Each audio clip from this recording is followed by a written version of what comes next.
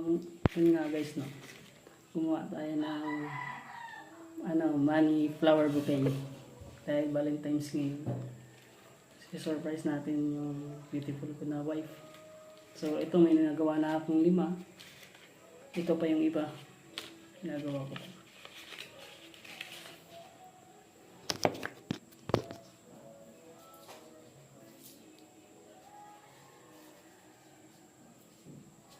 So sana ma-surprise siya dito sa gagawin natin at magustuhan niya.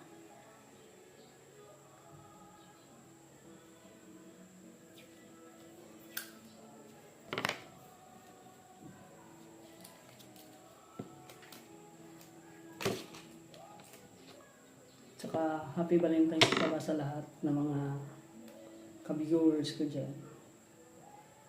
Salamat sa pag-follow pala sa akin.